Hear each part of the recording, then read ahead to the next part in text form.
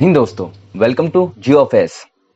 दोस्तों, United States की जो टैरिफ पॉलिसी थी, जो कभी इंडिया को हर्ट करने के लिए बनाई गई थी, आयरनिकली अब वही पॉलिसी इंडिया को बेनिफिट करती नजर आ रही है। सबसे पहले एप्पल ने अपने प्रोडक्शन को इंडिया की तरफ शिफ्ट किया है और एक मेजर अपडेट आया है कि गूगल इज सेटिंग अप इस $15 बिलियन एआई हब इन विशाखापट्टनम, इंडिया। यस, आपने सही सुना। ये अभी तक का सबसे बड़ा AI hub outside the US, और हमारे प्राइम मिनिस्टर ने नरेंद्र मोदी ने भी इस अनाउंसमेंट को डिलाइटफुल बताया है। बट एग्जैक्टली हुआ क्या है? गूगल ने एआई हब क्यों बना रहा है और इससे इंडिया को क्या फायदा होगा, और ऐसा क्या है कि गूगल कंपेल्ड हो गया ऐसा करने के लिए? तो आइए दोस्तों समझते हैं कि ये $15 बिलियन का एआई हब एक्चुअली है क्या। गूगल ने अनाउंस किया है कि वो विशाखापट्टनम, आंध्र प्रदेश में एक मेगा आर्टिफिशियल इंटेलिजेंस हब बनाएगा, जिसकी शुरुआत कैपेसिटी होगी 1 गीगावाट और बाद में इसे मल्टीपल गीगावाट से एक्सटेंड किया जाएगा।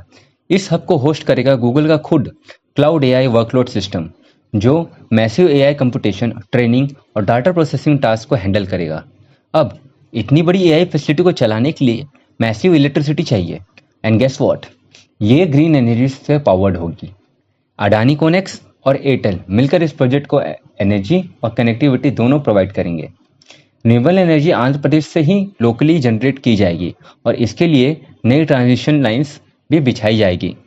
And that's not all, Google का एक नया सबसे इंटरनेट केबल भी बिछने जा रहा है, जो सीधे विशाखापट्टनम को कनेक्ट करेगा।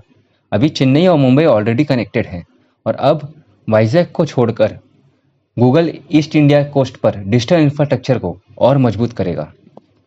इस एआई हब की वजह से इंडिया में लाखों जॉब्स क्रिएट होंगी, स्टार्टअप्स को एडवांस टूल मिलेंगे, क्लाउड कंप्यूटिंग और डाटा एनालिटिक्स के में मैसिव अपॉर्चुनिटीज आएंगी। ये डेवलपमेंट सिर्फ गूगल के लिए नहीं, बल्कि इंडिया के लिए भी गेम चेंजर साबित हो सकता है, specially in AI, ML and automation sectors. अब ये सवाल है, गूगल इंडिया क्यों आया और अभी ही क्यों? तो इसके पीछे कई मेन रीजंस हैं। जैसे यूएस की एग्रेसिव टैरिफ पॉलिसी की वजह से कंपनियां जैसे गूगल और अब यूएस में ऑपरेट करना बहुत महंगा पड़ रहा है। चाइना प्लस वन स्ट्रैटेजी, जिसमें ग्लोबल टेक जाइंट्स अब चाइना पर डिपेंड नहीं रहना चाहते। इंडिया का बड़ा यूथ पॉपुलेशन और open digital market, unlike China जहां ग्रेट फायरवॉल की वजह से फॉरेन ऐप्स को एंट्री नहीं मिलती है। मेक इन इंडिया और डिजिटल इंडिया पॉलिसीज, जिसकी वजह से इंडिया में इंडिजिनियस अल्टरनेटिव भी बन रहे हैं। और सबसे बड़ी बात, लोकल डाटा स्टोरेज लॉ की वजह से भी गूगल ने इंडिया में अपना इंफ्रास्ट्रक्चर सेटअप करना ज़रूरी हो गया। इसका सबसे बड़ा लॉन्ग टर्म इम्पैक्ट क्या होगा?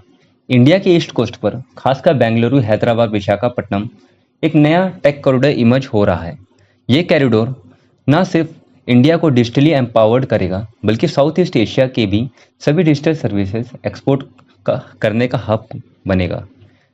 ये सब विकसित भारत 2047 के विजन में परफेक्टली अलाइन होता है, जहाँ फोकस है AI research, quantum computing, industrial automation पर। आई होप आज का आपको एनालिसिस क्लियर और इंसाइटफुल लगा होगा। अगर वीडियो पसंद आई हो तो लाइक ज़रूर करना। जय हिंद, जय भारत।